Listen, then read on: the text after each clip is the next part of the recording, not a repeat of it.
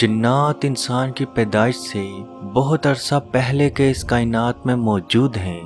اگر دیکھا جائے تو جنات انسان سے طاقت میں بہت افضل ہیں، کیونکہ انسان نہ تو اڑنا جانتا ہے، نہ پانی میں بہت زیادہ گہرا جانا یا رہنا جانتا ہے، نہ ہی بہت تیز رفتاری سے ایک جگہ سے دوسری جگہ تک جا سکتا ہے، نہ ہی بہت دور تک یہ دیکھ سکتا ہے۔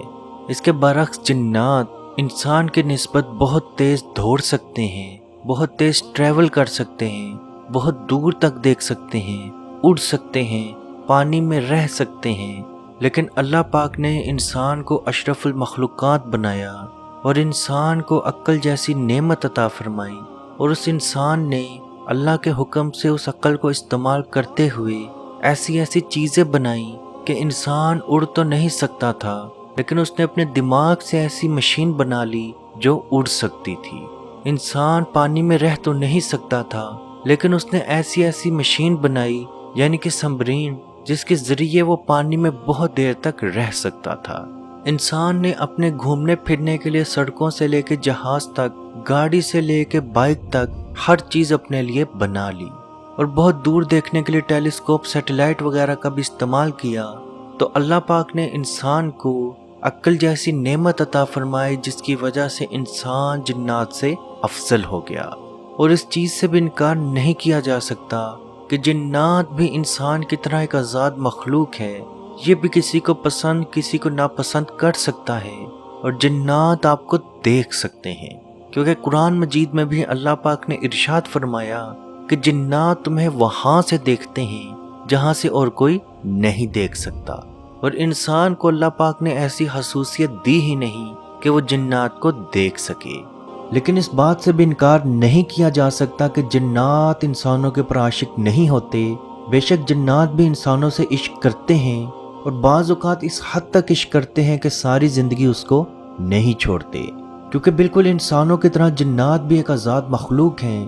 وہ اپنی مرضی سے کسی کو پسند، کسی سے پیار کر سکتا ہے، وہ اپنی مرضی سے کسی کے ساتھ رہ سکتا ہے، وہ اپنی مرضی سے کسی کے ساتھ نفرت کر سکتا ہے، وہ اپنی مرضی کے ساتھ کسی کو انعامات دے سکتا ہے، وہ اپنی مرضی سے کسی کو نقصان بھی پہنچا سکتا ہے۔ نبی پاک صلی اللہ علیہ وآلہ وسلم کا فرمان ہے، شام ہوتے ہی گھر کے دروازے بسم اللہ پڑھ کے بند کر لیا کرو، مشکیزوں کے منہ کو بند کر لیا کرو، کیونکہ شیطان جنات بند ہوئے دروازے کو کھول نہیں سکتا، اور بند ہوئے مشکیزے کے اندر بیماری پیدا نہیں کر سکتا، کیونکہ شام کے وقت جنات شیاطین ہوا میں اڑتے ہیں اور اچکتے پھرتے ہیں۔ اس حدیث سے یہ چیز صاف صاف ظاہر ہوتی ہے کہ جنات بھی انسانوں کو پسند کر سکتے ہیں۔ اور سب سے بڑا موقع جس میں جن کسی بھی انسان کو لڑکی یا لڑکے کو پسند کرنا شروع کرتا ہے، خصوصی طور پر لڑکی کو، کیونکہ 90% جن عاشق لڑکی پہ ہوتا ہے۔ لیکن اس سے بھی انکار نہیں کیا جا سکتا کہ جنات میل اور فیمیل دونوں ہوتے ہیں۔ بعض فیمیل جنات بھی لڑکوں یا مردوں کو پسند کرتی ہیں اور ان کو دوبارہ نہیں چھوڑتی۔ تو وہ سب سے بڑا موقع کون سا ہے جس میں جنات آپ کو پسند کرنا شروع کرتے ہیں؟ تو وہ واش روم ہے۔ یاد رکھیں، جب بھی آپ قضائے حاجت کے لیے واش روم میں جائیں، یا وہ تمام واش روم جس کے اندر ٹوائلٹ سیٹ موجود ہو، ان تمام واش روم میں جنات موجود ہوتے ہیں۔ اور جب آپ بغیر کپڑوں کے وہاں پہ موجود ہوتے ہیں تو وہ آپ کو پسند کرنا، آپ کے جسم کو پسند کرنا شروع کرتے ہیں، اور آہستہ آہستہ آپ کے ساتھ رہنا شروع کر دیتے ہیں۔ اسی لیے نبی پاک صلی اللہ علیہ وآلہ وسلم نے واش روم کے اندر جانے کی دعا سکھائی، جو کہ اللہم انی اعوذ بک من الخبث والخبائث۔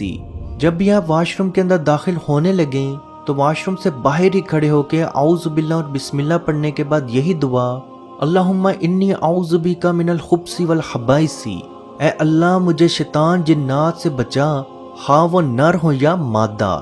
یہ دعا پڑھنے کے بعد اپنا بایاں پاؤں واش روم کے اندر رکھ کے واش روم میں داخل ہوں، اور جب واش روم سے باہر نکلنے لگیں تو دایاں پاؤں واش روم سے باہر رکھیں اور غفرانہ کا پڑھ لیا کریں۔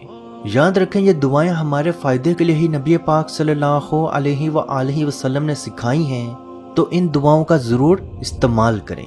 اب کسی بچی یا بچے کے اوپر جنات عاشق موجود ہے تو اس کی کیا علامات، کیا نشانیاں ہیں؟ تو سب سے پہلے اس بچی کا اچانک سے اس بچی کا چہرہ خراب ہونا شروع ہو جائے گا، वो कई तरह के इलाज कर चुकी होगी, उसके बावजूद भी उसको शिफा नहीं मिलेगी, क्योंकि उसकी शक्ल को जिन खुद खराब करता है ताकि उस बच्ची के लिए अच्छा रिश्ता ना आए, या अगर उसकी मंगनी हो चुकी हो तो उसकी मंगनी टूट जाए।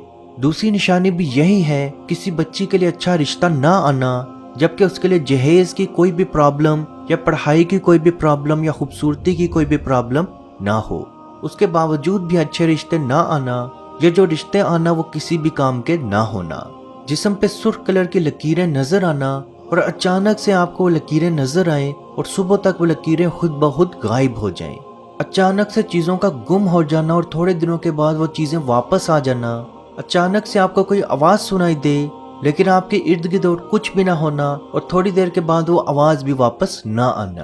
अचानक से आपका नेचर तब्दील हो जाना, यानी कि आप बिल्कुल आराम सुकून से प्यार और मोहब्बत से बैठे हों, अचानक से आपको बहुत ज़्यादा गुस्सा आना शुरू हो जाए और आप हर एक से लड़ना शुरू कर दें, जबकि आपके दिमाग में भी ये बात चल रही हो कि ये जो काम आप कर रहे हैं ये गलत है। अजीज दोस्तों, ये निशानियां, ये अलामात किसी भी बच्ची या बच्चे के अंदर मौजूद हों तो वह समझ जाए कि उस पर जिन आशिक मौजूद हैं। इससे पहले भी हमने जिन्नात की 5 इकसाम आपको बताई हैं, जिसमें गजलदाम, कहनदलाम, मरमास्तत, बसमलाबू और जगन मुमताज हैं।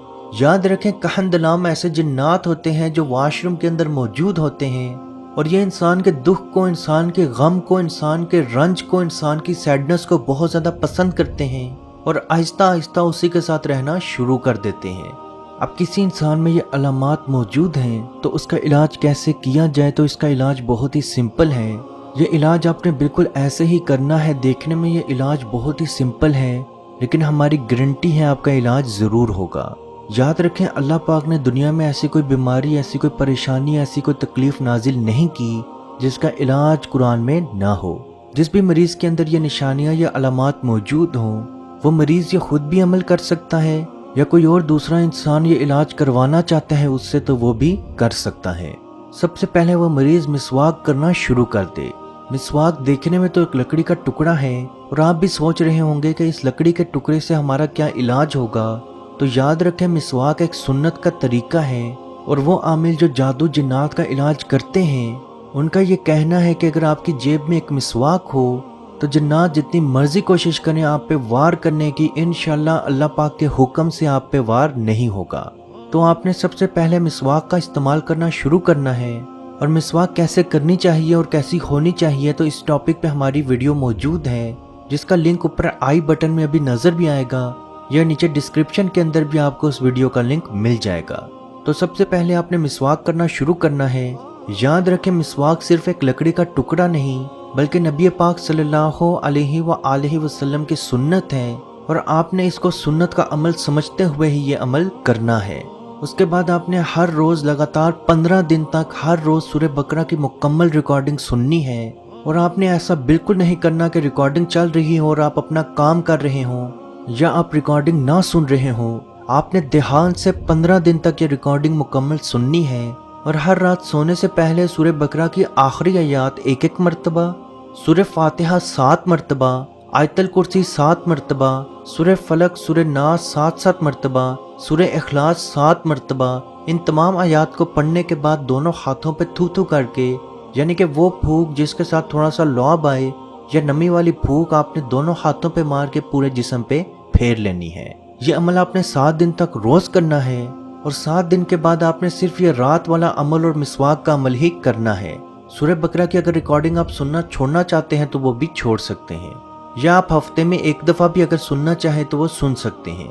अजीज दोस्तों, ये अमल आप करके देखें, इंशाल्लाह इंशाल्लाह इंशाल्लाह बाहुक्म खुदा आपका इलाज ज़रूर होगा और अल्लाह पाक के हुक्म से आप दिन ब दिन शिफायाब होते रहेंगे। अजीज दोस्तों, इस वीडियो को जहाँ तक हो सके ज़रूर शेयर करें, क्योंकि आपकी वजह से अगर किसी की परेशानी, किसी की बीमारी, किसी की मुसीबत, किसी की टेंशन ख़त्म होगी तो उसका सवाब भी आपको ज़रूर मिलेगा।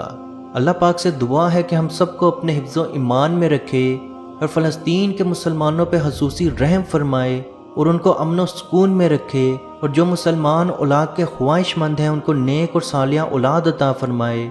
जो बेटे या बेटी के ख्वाहिशमंद हैं उनको बेटे या बेटी की नेमत अता फरमाए। जो नौकरी के ख्वाहिशमंद हैं उनको हलाल रिस्क अता फरमाए। जो बीमार हैं उनको शिफा अता फरमाए और जो परेशान हैं उनकी परेशानी को दूर फरमाए। اور کشمیر کے بھائیوں پہ خصوصی رحم فرمائے اور ان کو آزادی کی نعمت عطا فرمائے، آمین۔ اللہ حافظ۔